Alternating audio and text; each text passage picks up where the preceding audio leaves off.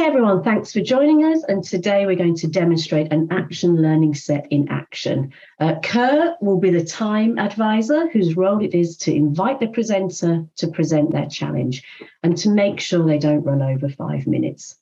Our presenter today is Amritha, and Amritha will tell the group what the challenge is she's working on.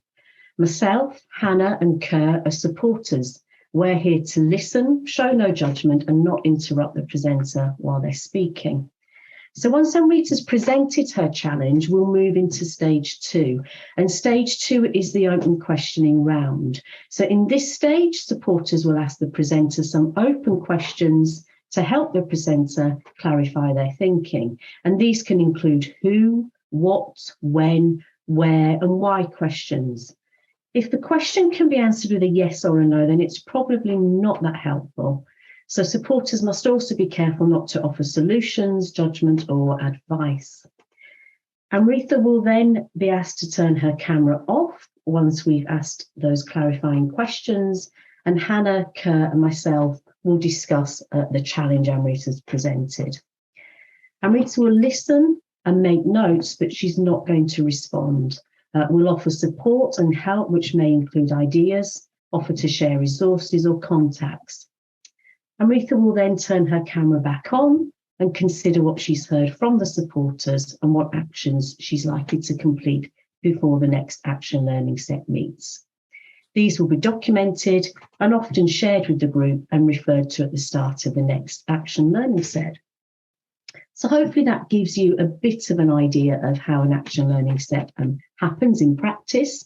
And just a heads up that our demonstration, the timings are not necessarily an accurate representation. They may be compressed slightly just so you're not with us for the next sort of hour listening to us drone on. But we'll give you an overview of an action learning set in action, just so you see it in practice, and hopefully that helps you make sense of it. So I think on that note, let's see it in action. Thanks, Kate. So Amritha, can I invite you to present your challenge? You have 5 minutes in which to do so. Of course. Thank you, Ka. So my challenge over here is that I am the course director for an undergraduate course in a post-92 university.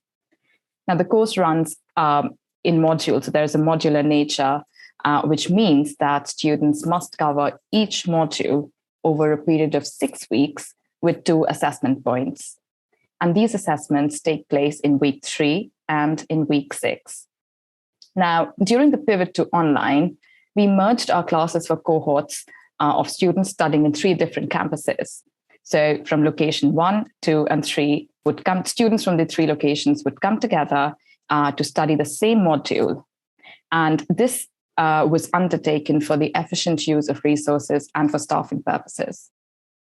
So as a result, we had different cohorts of students studying the same module taught by a different tutor during the week. Now, the challenge really is that the attendance for some of the online sessions dwindled between 25 to 40%.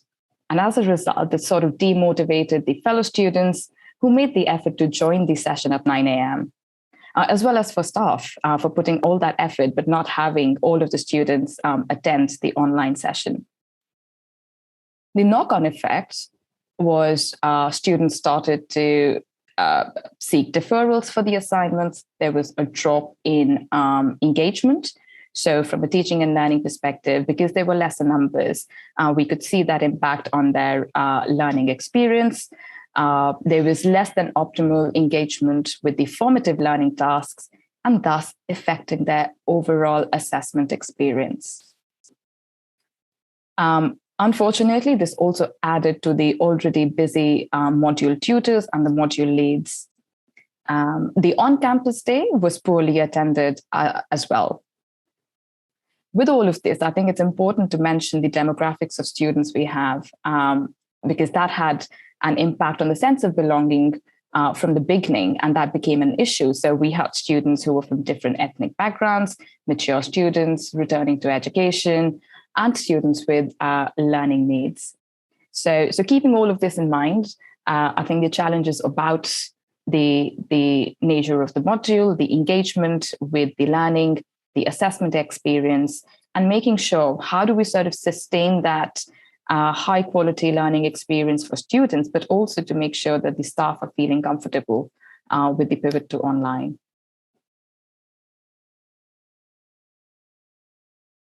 That's great. Thanks, Amrita, for sharing your challenge. If you can keep your camera on for now, we'll just ask any clarifying questions that we have. Kate, would you like to go first? Yeah, thank you. So we just out of interest, how long did the online session generally last for?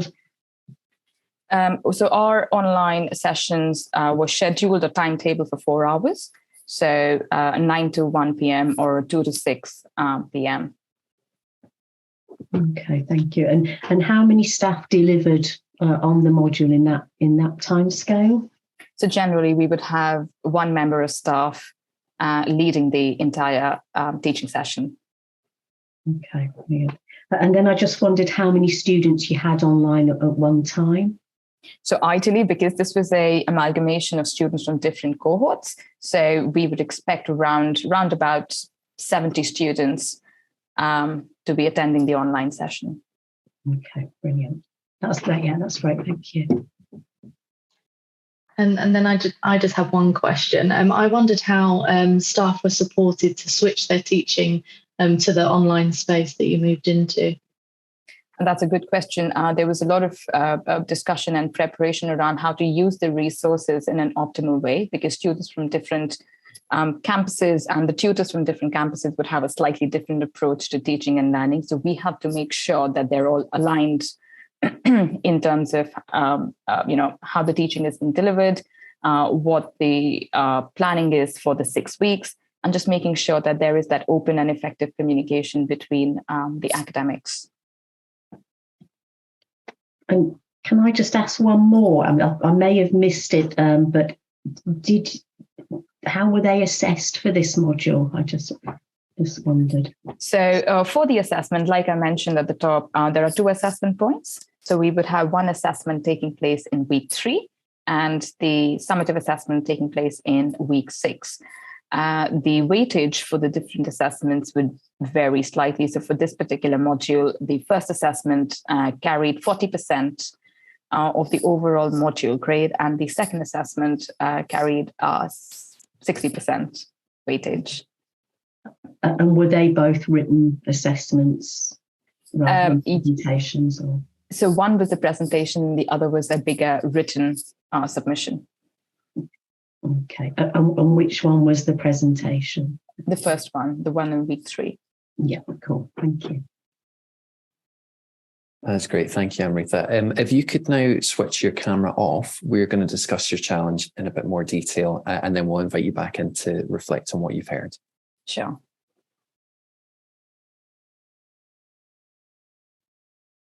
So who would like to start? Yeah. I mean, I'm thinking for, the time seems it's a huge time online for certainly one member of staff delivering all of it. It's an intense model. So I'm just wondering how that worked with, switching it up and how they were, supported to deliver online. And then the assessment just seems very early in at week 3, of a presentation, especially for some students, that could feel quite daunting. Yeah, I think so. I guess as well, the fact that there's different providers in the mix. So it's not just a cohort that you're perhaps a little more familiar with from one institution, but you're kind of changing the dynamic there. So that would make that particularly challenging. I suspect that for level 4, it may well be that actually, if they've not had any prior experience, it might not be so difficult undertaking that sort of assessment. There might be an element of this is just how it works and this is what I have to do. So they might have embraced it a little more fully than we might expect from level 5 or 6. But yeah, it's definitely a big challenge that early on in the semester. And in a different world, being online presentations could be not only being assessed for the first time is a big thing, but presenting online is completely different to to presenting in person. And that's without thinking about such a diverse cohort. What access do they all have to the technology they'd need to do those presentations? And so that there's a lot to unpick around that assessment. Yeah, and I think as well what Amrita was saying about attendance dwindling is interesting, and how that demotivated the students. So it doesn't necessarily speak directly to the approach to the. I mean, obviously the attendance is some sort of reflection on what was delivered, but does it mean that the entire approach in terms of the kind of pedagogical side was needed work, or is it actually there was something else at play there, like you're suggesting there, Hannah? Is it actually that many people simply couldn't join, or had kind of external factors that were impacting on them? So there's something to unpack there. And I'm thinking you've got an assessment in week 3. You've got students from 3 different campuses that don't know each other. You've got very little time, I'd imagine, to build a community. When do you do that community building online, when they have a presentation in week 3 that's worth 40% of their module marks? I think that's where the focus for them is going to be. So potentially you miss that lovely community building, which could have exacerbated the sort of fall off in attendance. So I'm wondering if maybe that's something they might want to explore. Yeah, it's how to make that meaningful, isn't it? And to find ways in which, I guess, it doesn't add to the burden from a staff perspective, but the payoff is potentially massive if they can get that right. Yeah, and what we've been saying there has made me think about a similar example. We had not cross-campus students, a really diverse cohort where we'd kind of thought about a one-size-fits-all approach and realised that was a bit of a roadblock to them engaging across the cohort. So we did have a little pause and run some workshops to understand the students' needs and aspirations from them, rather than making that assumption that one approach would really fit and that they all had the same expectations of the module. So that might be something useful to suggest for this module as well. Yeah, and I've had a look at the QAA have done a what's called a Hallmarks of Success series, and they've got a student-centered sort of learning and teaching playbook. So there might be something that would be useful in that to have a look at on how to develop that sort of community. And certainly on the assessment side, I think it might be useful to reflect on the assessment and how that's happening in practice. So yeah, I think that QAA playbook would be useful to have a look at. Is there anything else we want to add, or will we invite Amrita back in to share her reflections? Yeah, I think for me, to summarise my sort of thinking, is it's something that is the building the community and looking at the assessment. I think it may be that's contributing, so there may be some reflection in those resources that might help. I don't know. Yeah, and again, thinking about that assessment in my own institution, we've done a fair bit of work around students engaging with assessment, and I'd be more than happy to pick that up with Amrita and talk about the action that we took there. Yeah, and similarly, Kate, when you were mentioning the kind of QA resource, we've obviously got materials that are focused more directly on transition. And I guess for level 4 at that time, they're going through a very particular sort of transition. So it may well be that they need additional support in terms of building confidence or managing expectations or whatever it might be. So there's some things there that might be helpful. Okay, Amrita, are you happy to come back in at this point and share your reflections on what you've heard? Absolutely. And firstly, thank you for sort of, discussing the challenge or the roadblocks that I am facing. And based on what I've listened to and quite intently, and I was making notes as you sort of progressed with the discussion, I think it is important, like you said, Kate, to build that community. I think that is the starting point, given that students are from different campuses. So how do we bring them together and align that expectations with first what the module is all about, but also how the teaching and learning is going to be delivered, because they're all used to a slightly different way of learning and teaching. So I definitely take that on board, that how can we chunk the 4-hour session to bookend it with, having those informal chats, something similar to the water cooler discussion. So how can we start the day with that and probably have dedicated time towards the end of the workshop or the session that, what's been your takeaway? And if there are any questions or queries, just kind of making sure that there is that space to discuss, to offload, because clearly, online teaching sessions lasting 4 hours can be quite a demanding thing for both staff and students. So that is really helpful. And also, talking about the student engagement, Hannah, that you mentioned, how do we sort of sustain that? And maybe I could look at, how do I sort of do the synchronous and asynchronous,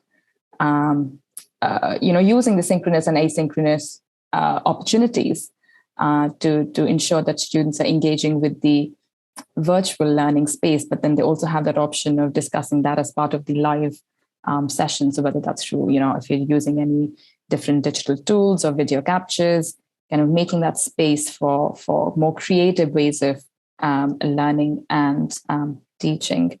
Absolutely, I'll look up the playbooks. I think keeping in mind that community would be important, and also how to sort of develop our staff around that. And finally, I think the point that you mentioned about the transitions, I think that's a really, really useful one. And for level 4 students, we really want them to have that high level, high quality of engagement from the very first year of their learning, because we want to ensure that we're able to maintain our retention numbers and our progression numbers as well as our achievement. So it is key that we are able to sort of build that momentum from the very start. So I think all of the points you've mentioned, there's a lot to do and a lot of food for thought for me. But these are my first few initial reflections on it, and sort of what I take away from this is how to build that community of students synchronously and asynchronously, how to make use of the transition resources and sort of use that to maintain that momentum through the different modules through the course of the academic year, and finally how to sort of build that student engagement such that teaching and learning does not fit one size. Because the diversity of students we have, so we need to make sure that it's more personalized. I think that is important.